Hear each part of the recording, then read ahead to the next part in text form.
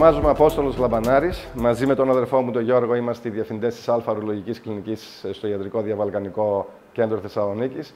Έχουμε μεγάλη πείρα στην ουρολογία, αφού έχουμε ειδικευτεί και εξειδικευτεί και ιδίως στη Γερμανία κοντά στη δεκαετία. Και παράλληλα με αυτό είχαμε την τύχη να έχουμε έναν πατέρα, ο οποίος ήταν και αυτός διευθυντής της ουρολογικής κλινικής στο Διαβαλκανικό, ο οποίος είχε κάνει ειδικότητα στην Αμερική.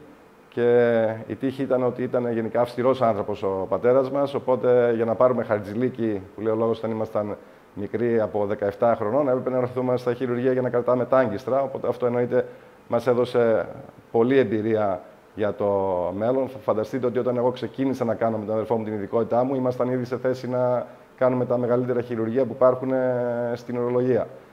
Δηλαδή εδώ και 20 χρόνια κοντά ασχολούμαστε με το αντικείμενο της ουρολογίας. Είναι κοντά η μισή ζωή μας. Έχει γίνει μέρος του εαυτού μας αυτό το πράγμα.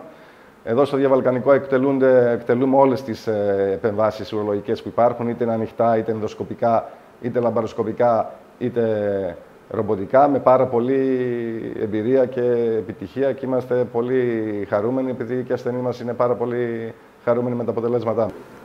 Όπως είπαμε, εκτελούμε όλων των ειδών των επεμβάσεων, ξεκινώντας από την ενδοσκοπική ουρολογία που αφορά την υπερπλασία προστάτη.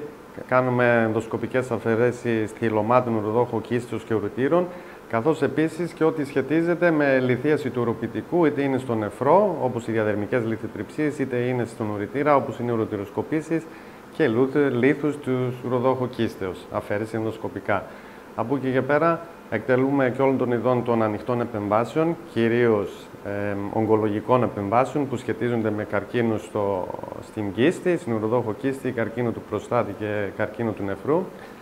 Πρέπει να αναφέρω ότι φυσικά όλες αυτές τις ανοιχτές επεμβάσεις μπορούμε να τις εκτελέσουμε και ρομποτικά, και υπάρχουν πλέον μεγάλα ωφέλη με την ρομποτική ουρολογία, κυρίως στον προστάτη που είναι ένας πιο συχνός καρκίνος που εμφανίζει ο άντρας πλέον. Εφαρμόζουμε την ρομποτική ριζική προστατεκτομή. Τα ωφέλη εκεί πέρα, όπως γνωρίζουμε από την βιβλιογραφία, ένα από τα πιο βασικά προβλήματα είναι η ακράτεια ούρων που εμφανίζουν οι ασθενείς. Ένα μεγάλο μέρος των ασθενών που θα χειρουργηθούν ανοιχτή προστατεκτομή για καρκίνο θα εμφανίσει μεταχειρικά ακράτεια ούρων, η οποία μπορεί να είναι και φόρου ζωής. Με τη ρομποτική χειρουργική, ένα μεγάλο όφελος ότι η πιθανότητα για ακράτεια ούρων είναι πλέον κάτω από το 3%. Ένα άλλο μεγάλο πρόβλημα, κυρίως για τους άντρες, είναι ότι παρουσιάζεται αισθητική δυσλειτουργία μετά από την ριζική αφαίρεση του προστάτη. Αυτό το αντιμετωπίζαμε με τις ανοιχτές επεμβάσεις. Πλέον με τις ρομποτικές, η πιθανότητα να επιστρέψει η φυσιολογική στήση σε έναν άντρα είναι κοντά στο 60 με 70%. Στο παρελθόν θα υποβληθόταν ο ασθενής σε μια ριζική νεφρεκτομία. Αυτό σημαίνει δηλαδή να αφαιρεθεί ολόκληρο το νεφρό. Πλέον, τη σημερινή εποχή, εφαρμόζουμε τη μέθοδο της μερικής νεφρεκτομίας. Αυτό τι σημαίνει? Ότι αντί να βγει όλο το νεφρό, βγαίνει μόνο το ογκίδιο.